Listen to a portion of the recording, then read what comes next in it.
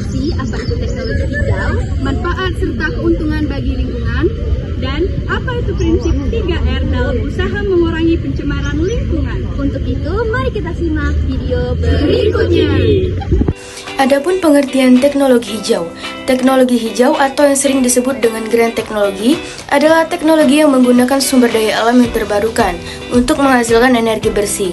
Teknologi ini berfokus pada pengembangan pemanfaatan sumber daya alam yang tidak terbatas, seperti tenaga surya, tenaga angin, biomasa, dan air. Green teknologi dapat menghasilkan energi yang lebih efisien dan ramah lingkungan, serta dapat membantu mengurangi dampak negatif terhadap lingkungan dan kesehatan manusia. Teknologi hijau dan energi terbarukan sering terkait, karena teknologi hijau bertujuan untuk mengurangi dampak negatif terhadap lingkungan. Sementara, energi terbarukan adalah salah satu solusi utama untuk mengurangi emisi karbon dan ketergantungan pada bahan bakar fosil. Teknologi hijau seperti panel surya, turbin angin, dan mobil listrik memanfaatkan sumber daya alam yang dapat diperbarui untuk menghasilkan energi tanpa menyebabkan polusi dan menguras sumber daya secara berlebihan. Berikut ini adalah beberapa manfaat teknologi hijau serta cara penerapannya.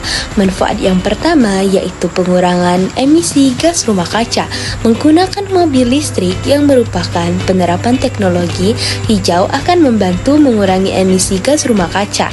Manfaat kedua yaitu peningkatan kualitas udara.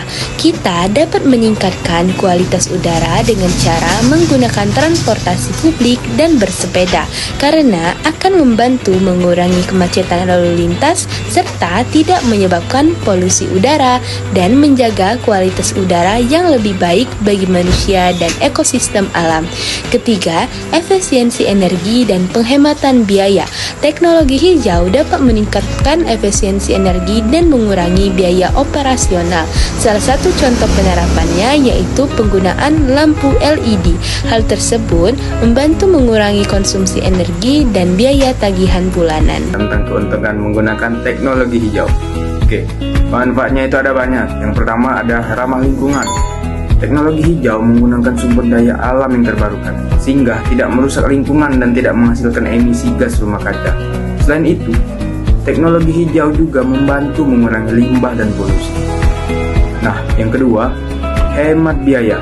Penggunaan teknologi hijau dapat membantu mengurangi biaya energi dalam jangka panjang. Meskipun biaya awal investasi teknologi bersih cukup besar, penggunaan teknologi ini dapat menghemat biaya energi di masa depan. Nah, yang ketiga, dapat diperbarui. Sumber daya alam yang digunakan oleh teknologi hijau dapat diperbarui secara alami dan tidak terbatas.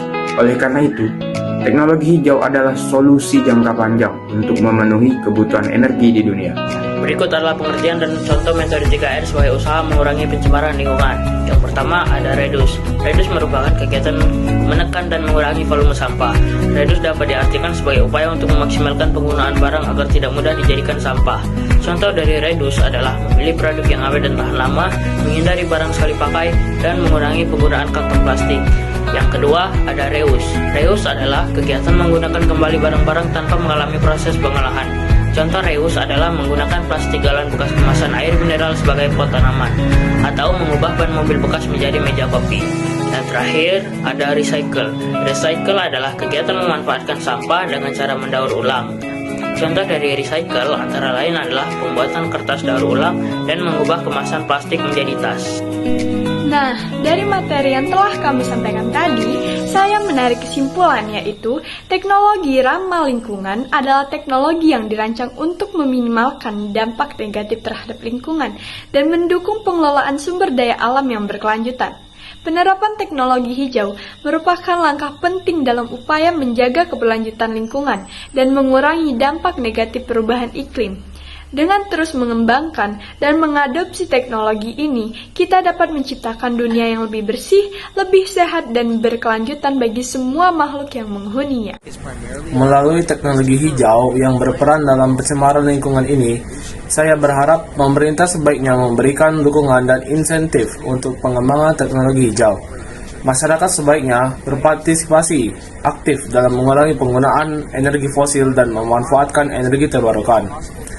Perlu adanya kampanye dan edukasi terkait teknologi hijau dan perubahan iklim agar masyarakat dapat lebih memahami dan mengimplementasikannya dalam kehidupan sehari-hari. Nah, para sahabat fisika, sudah paham kan apa peran teknologi hijau dalam mengatasi pencemaran lingkungan? Semoga apa yang kami sampaikan dapat bermanfaat bagi kita semua. Selamat berjumpa kembali di materi pembelajaran selanjutnya. Terima kasih. Wassalamualaikum warahmatullahi wabarakatuh.